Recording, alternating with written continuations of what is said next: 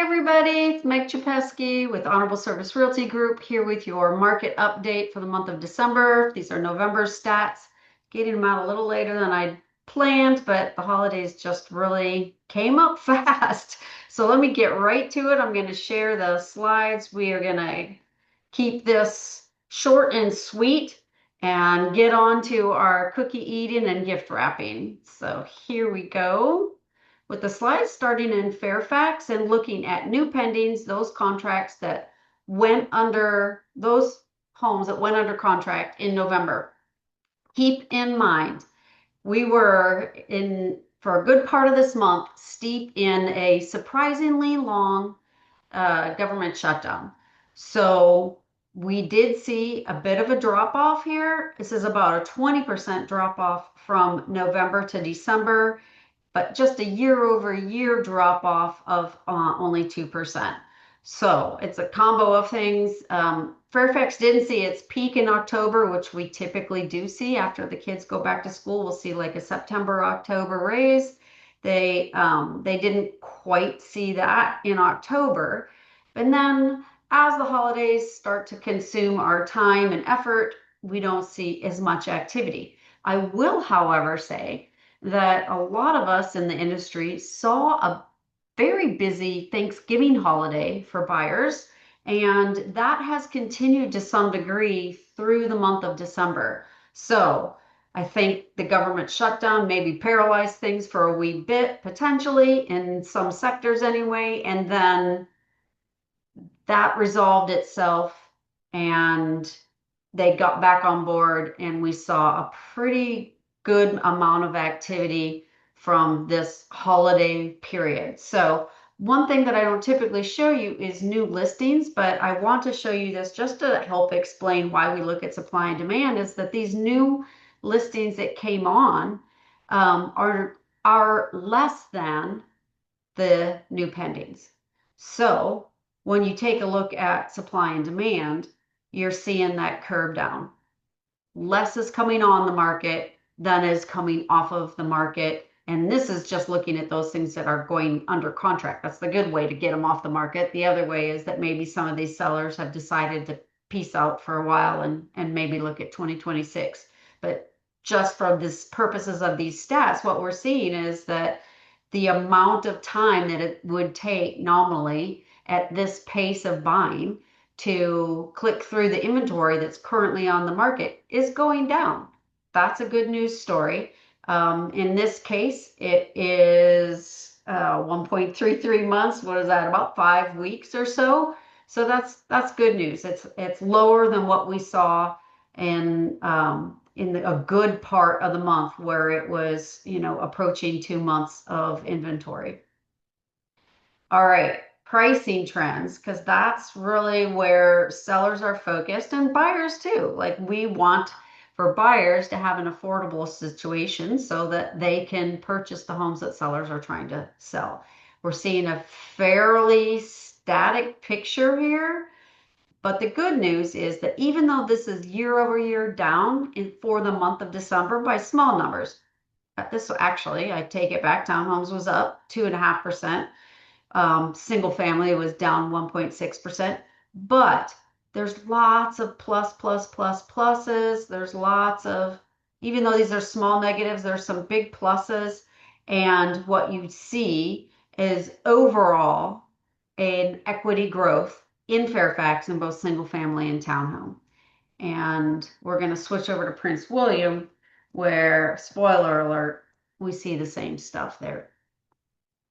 So let's go back to market activity quickly, to new pendings. This was a bigger drop off. So while we saw about a 20% drop off in Fairfax, we actually saw more like a 30 to 33% drop off between October and November buying activity in Prince William County. And that represented almost a 7% year over year drop in activity in Prince William County.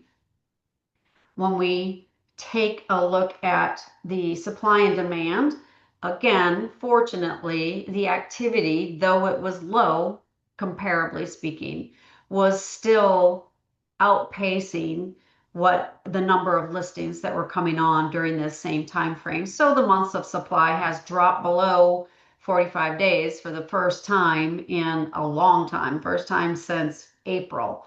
So good news in Prince William County that they are also starting to pick up on taking care of that accumulating inventory. When we look at pricing trends, and we'll split that out to look a little bit more detail, pretty steady in the single family with your median sales price at $697,450 and your townhomes at $475. It came down a little bit year over year, 2.5%. But when you add up all of the pluses that came before it, even in the single, also in the single family, what you're seeing is accumulated year over year of a positive equity growth. Same story in Fairfax. So now we're going to take a quick look at Stafford County, and we're going to talk about market activity first. We don't need to split that out. New pendings did not see a drastic drop in Stafford. They saw that what we were expecting to see in October, and that was a almost 5% growth year over year, and we're still holding at a 4.2% growth year over year for new pendings. And when you take a look at supply and demand, also a good news story there that the listings were less than the new pendings, so they were able to start attacking some of that accumulated inventory. But the bad news is, compared to the other ones, which are right around that 45-day mark or slightly below, these guys are trying to recover from a nearly 3-month accumulated inventory or 3-month absorption rate in their inventory in Stafford. And so they're year over year 50+% compared to what we saw of activity levels in Stafford last year.